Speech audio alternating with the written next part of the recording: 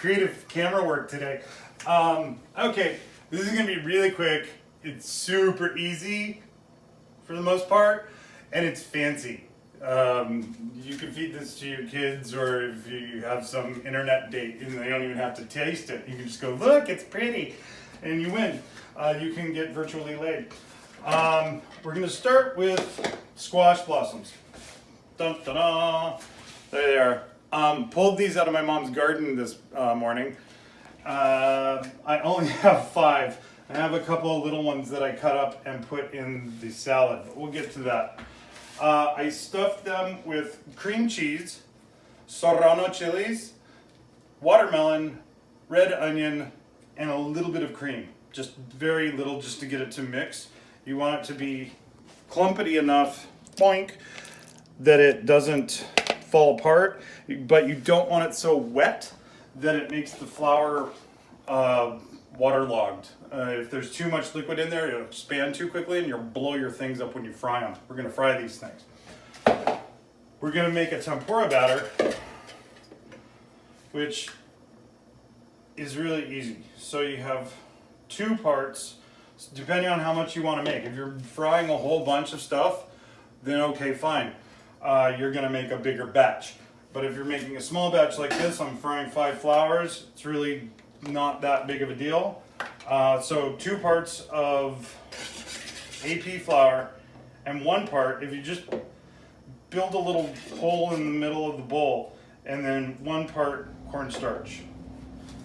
You can measure that way. Let's get it happy, all one thing together. Toss a little salt in there, very little. You just want it to stick to the outside. Sparkling water, the colder the better. Pour that in there to where you think you have too much. I actually know a guy that makes it with Sprite, and it's surprisingly really good. I never do it because I feel like a douche that stole somebody's recipe, but I'm stealing tempura anyway, so why not? All right, and then just whisk it together, and it will be too watery. Oh, what a big surprise. But it's shiny, you've got that cornstarchy look to it. You can get in there. And definitely whisk it on the side of the sink so that you have some potential of this falling into the sink and throwing it away. All right, a little more cornstarch. Cornstarch thickens like 3 times as much as flour. And when you get this to the point where it's like half thick, there we go. And you don't see any clumps, then bring it back up with a little bit of flour. This is kind of an ass backwards way of doing it, but it's how I've always done it. And you get a light, happy, fluffy, and crunchy tempura. And if you get it too thick, like that's kind of like on the edge of pancake batter. Look at this, you put a little more water in it. There you go. A little goes a long way. All right, and then you're gonna wanna take it, and it should just stick to your finger, and you should be able to see your finger barely through there, but it sticks to it. That's what you're looking for. Oh, fucker. All right, never mind. At least it wasn't the smoke alarm. So we'll take this out of the darkness and put it right there for now. I'll show you, and that's why I wanted that light on.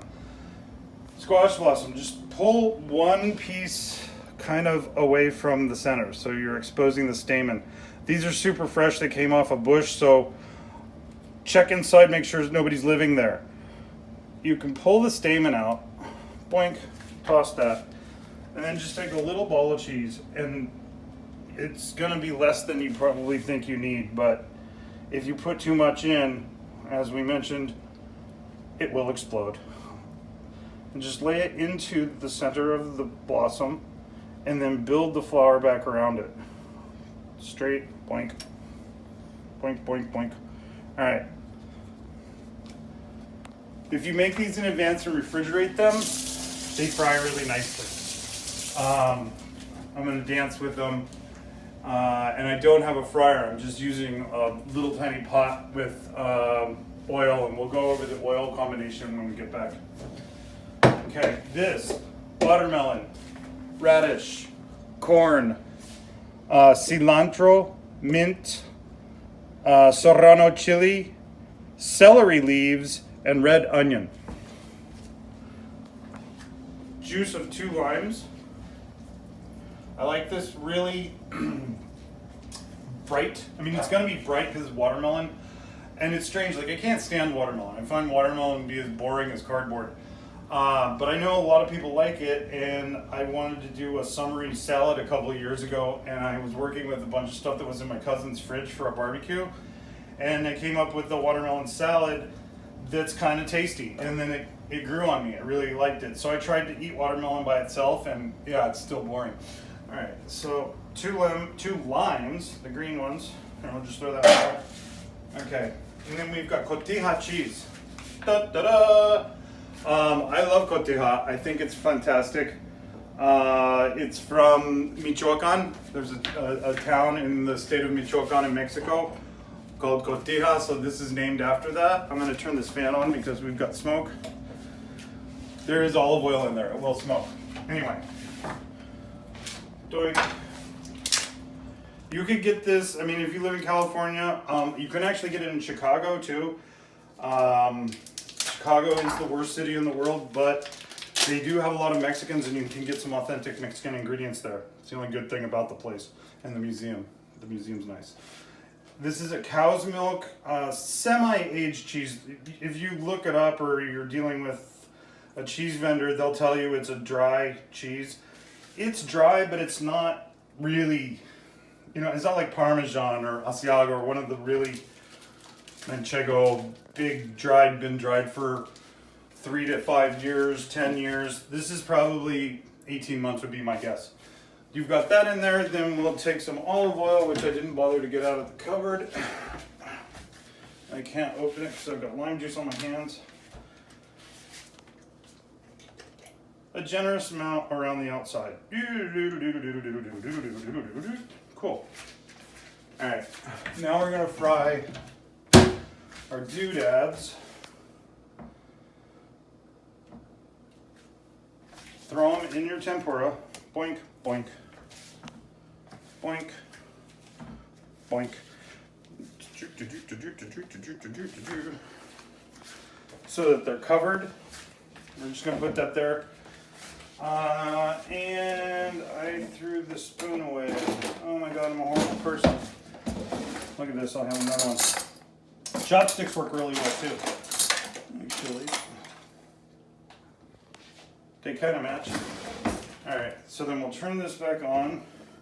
You want the oil as hot as possible. Like when it's smoking, it's ready to go. You can get it to where it smokes, turn the heat down, and then go.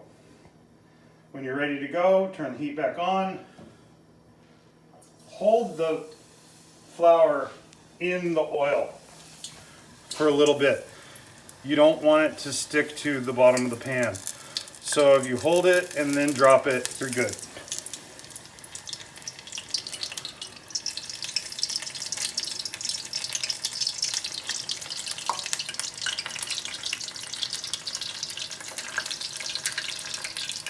That builds a little outside layer that doesn't stick. Ta-da!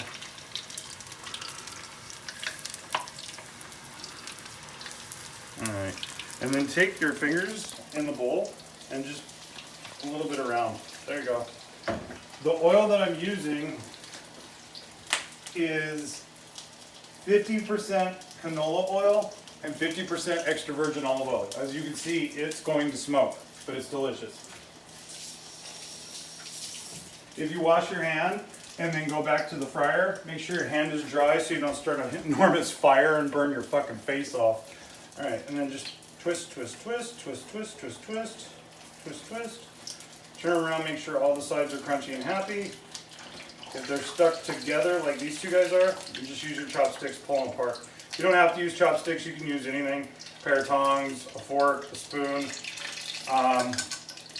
Wooden chopsticks are great because they don't conduct heat. So if you have them in here for quite some time, if you go to like any Japanese place where they're doing tempura, or any Chinese place where they're frying a lot of stuff, they use big, long chopsticks frying the wok.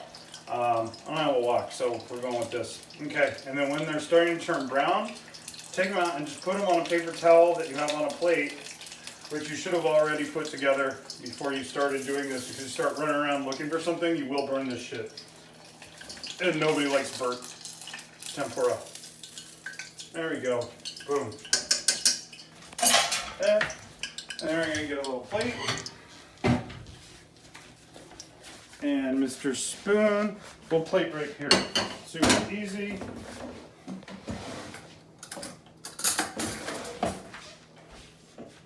So just mix the salad. The cotija is a salty cheese, so you're going to add a little bit of salt, but not a lot. Okay. And if you just stick a little layer.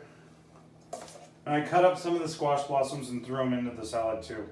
The squash blossoms have this really fun, nutty, bright, springtime, summertime vibe to them. I'm a big fan. Oh, watermelon on the floor.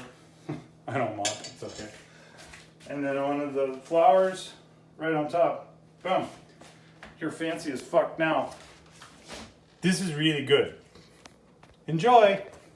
Bye.